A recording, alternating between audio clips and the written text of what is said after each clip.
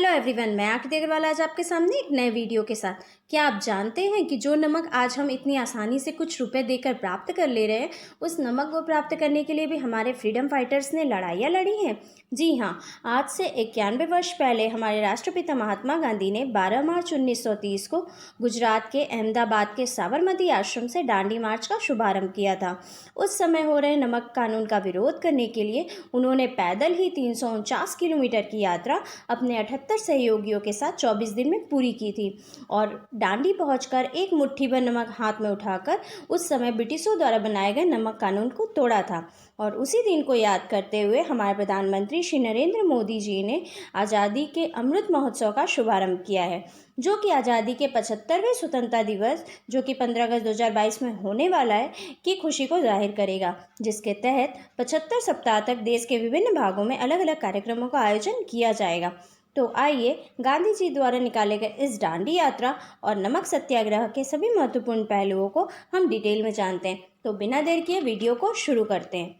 12 मार्च 1930 को अंग्रेजों के नमक कानून के खिलाफ गांधी जी ने अहमदाबाद के साबरमती आश्रम से दांडी यात्रा की शुरुआत की थी। महात्मा गांधी राष्ट्रीय व सर्वमान्य नेता थे, लेकिन अपना पूरा ध्यान समाज सुधार कार्यों पर उन्होंने लगा रखा था।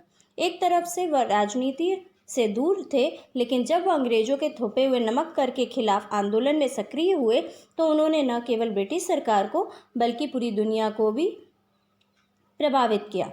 दरअसल ब्रिटिश सरकार ने उस वक्त किसी भी भारतीय को नमक इकट्ठा करने, बनाने और बेचने पर रोक लगा रखी थी। नमक बनाने पर ब्रिटिश सरकार का एकाधिकार था।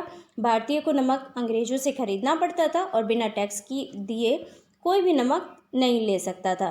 नमक के अलावा चाय और कपड़ा आदि पर भी ब्रिटिश का एकाधिकार था, लेकिन महात्मा गांधी का मानना था कि नमक पर हर भारतीय का हक है। भारत के लोग काम करते हुए पसीना बहा रहे हैं और उन्हें ही नमक नहीं मिल पा रहा है। गांधी जी के नज़र में ये अन्याय था। महात्मा गांधी का ये भी मानना था कि नमक प्राकृतिक चीज़ है और मुफ्त है। देश के लोग अपने पसीने में नमक बहा रहे हैं और नमक पर पहला अधिकार उन्हीं का है। अंग्रेजों के इस काले कानून को तोड़ने के लिए महात्मा गांधी ने अहमदाबाद के साबरमती जिले से दांडी तक मार्च करने और समुद्र में नमक बनाने का फैसला किया। 12 मार्च 1930 को गांधी जी ने नमक आंदोलन की शुरुआत की और इसे नमक सत्याग्रह कहा गया। गांधी जी ने अपने 78 सहयोगियों के साथ 349 किलोमीटर की यात्रा पैदल 24 दिन में तय की।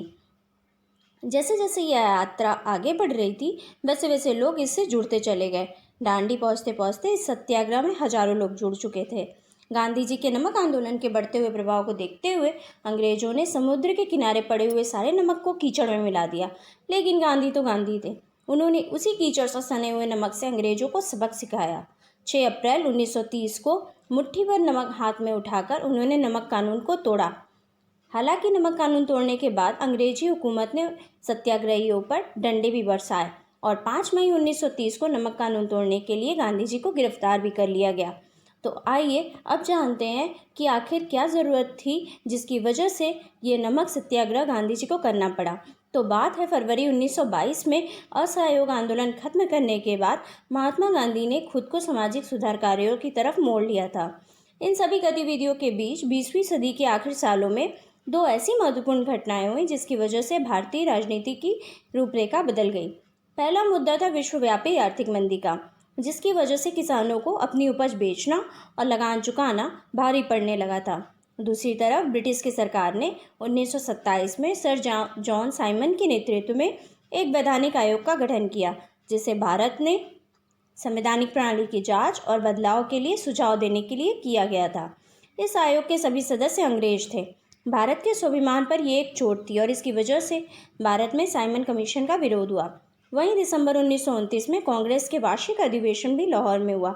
इस अधिवेशन में पूर्ण स्वराज की मांग को मान लिया गया और साथ ही यह तय किया गया कि 26 जनवरी 1930 को पूरे देश में स्वतंत्रता दिवस के रूप में मनाया जाएगा। इसी समय गांधी जी ने पहला कदम उठाते हुए सविनय अवज्ञा आंदोलन यानी नमक सत्याग्रह शुरू करने का निर्णय लिया। उन्होंने घोषणा की कि ब्रिटिश सरकार के सबसे घिनौने कदमों से एक, जिसमें नमक के उत्पादन और विक्रय पर राज्य का एकाधिकार है, उसे तोड़ने के लिए एक यात्रा का नेतृत्व करेंगे। हालांकि अपनी यात्रा शुरू करने से पहले महात्मा गांधी ने तत्कालीन वायसराय लॉर्ड इरविन को खत लिखकर नमक कर खत्म करने की बात कही थी, लेकिन इरविन ने उस खत का कोई भी जवाब नहीं दिया। तब गांधी जी ने नमक कानून को तोड़ने के लिए एक दांडी यात्रा का ऐलान किया। एक ऐसी यात्रा जिसने राष्ट्रीय आंदोलन की दशा और दिशा दोनों बदल दी, और इसी आंदोलन ने सविनय अवज्ञा आंदोलन की पृष्ठभूमि भी तैयार की। और यह आंदोलन इतना प्रभावशाली हुआ कि अमेरिका के प्रसिद्ध टाइम मैगजीन ने बापू को उस साल का 1930 का पर्सन ऑफ द ईयर भी चुना। तो आज के वीडियो में इतना ही, और for more such interesting video like and subscribe करना मत भूलिएगा। Thank you, bye bye.